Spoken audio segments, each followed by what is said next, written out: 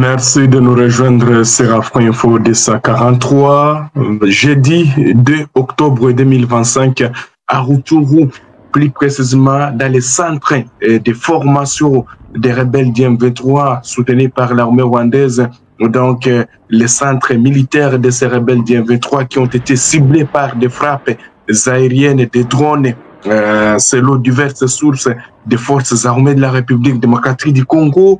Qu'est-ce que vous devez retenir? Toute la réalité, c'est à découvrir dans cette émission concernant ces frappes aériennes qui ont visé les centres de formation militaire des rebelles du M23 et donc les centres qui a été touché par ces bombardements des drones selon plusieurs sources des forces armées de la République démocratique du Congo.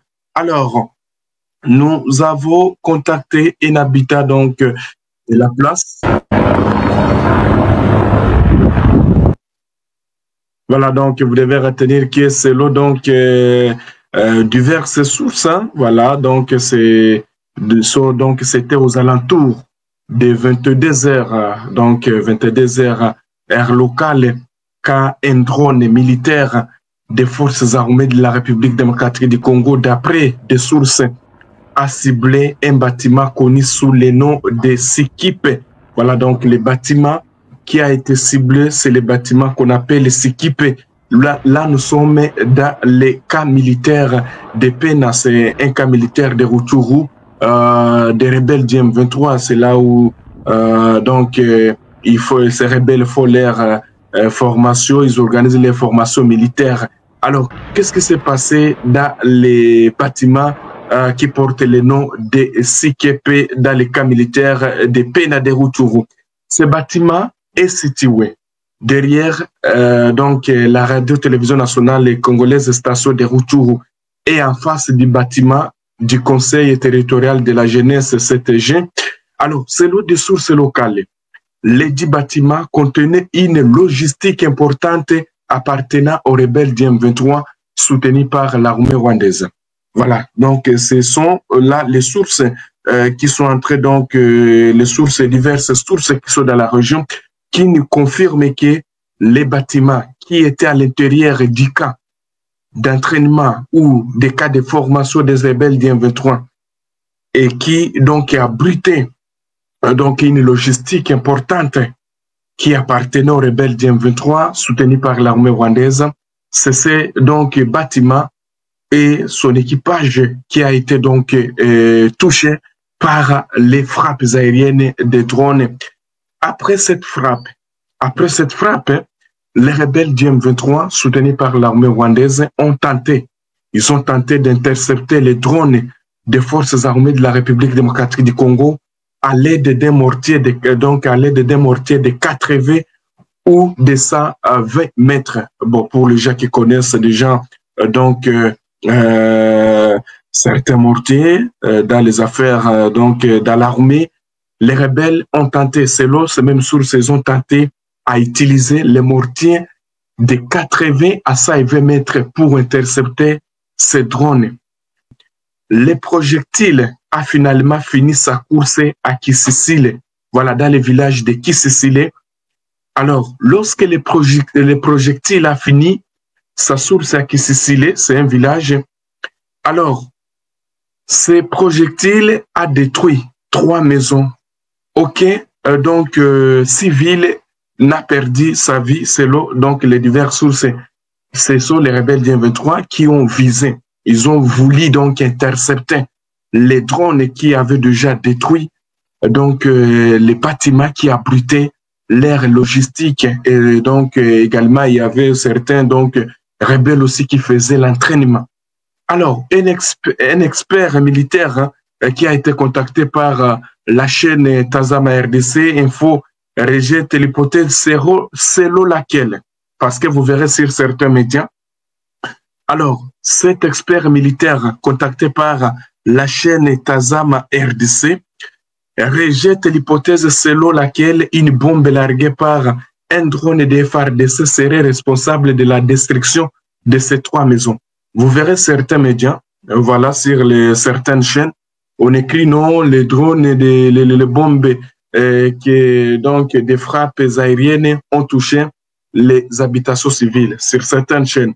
Alors, cet expert dit que c'est non, les forces armées de la RDC n'ont pas donc les bombes qui ont été donc larguées par les drones des FARDC ne sont pas à la base de la destruction de ces 3 maisons que vous verrez sur certaines pages ou sur les réseaux sociaux. Si c'était le cas, ces maisons auraient été réduites, en cendres. Une fois ce sont les bombes larguées par les drones des FARDC qui devraient donc toucher les maisons qui ont été détruites par les frappes. Donc, ces maisons-là devraient être réduites en cendres. Alors, c'est un expert en matière militaire donc qui rejette ça. Et donc, il faut vous méfier de cette information. Alors, la charge d'une bombe d'un drone face à une habitation en bout est dévastatrice. C'est ça que vous devez retenir. Alors, on ne devrait pas retrouver une toiture encore visible sur place, a-t-il expliqué. Alors, jusqu'à présent, aucune communication officielle n'a été faite par les FARDC sur ce bombardement. De leur côté, les rebelles du M23 soutenus par l'armée rwandaise et leurs alliés diffusent en boucle sur les réseaux les images des maisons détruites en tentant d'attribuer la responsabilité aux forces armées de la République démocratique du Congo. Un des signes confirmant que l'attaque a bien eu lieu au niveau des peines au-delà de ces témoignages des populations aux alentours du camp militaire du M23, les rebelles ont sitôt bloqué tous les axes menant à cette base. Il y a un habitant. Nous avons contacté un habitant dans le centre de Rutshuru.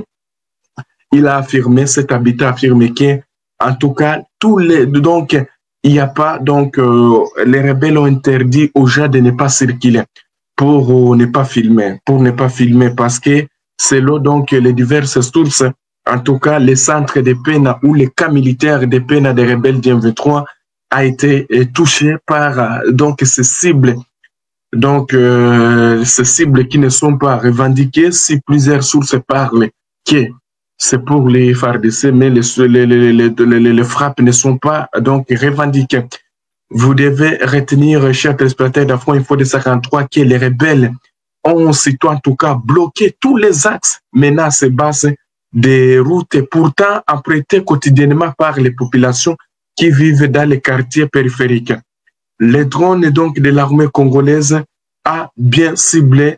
Alors, il y a une source contactée la région et d'ailleurs c'est cette source qui a été la première à alerter, à dire non, il y a des frappes et nous sommes réveillés, nous avons vu des véhicules ou des ambulances en train de passer et ils ne savaient pas c'est quoi.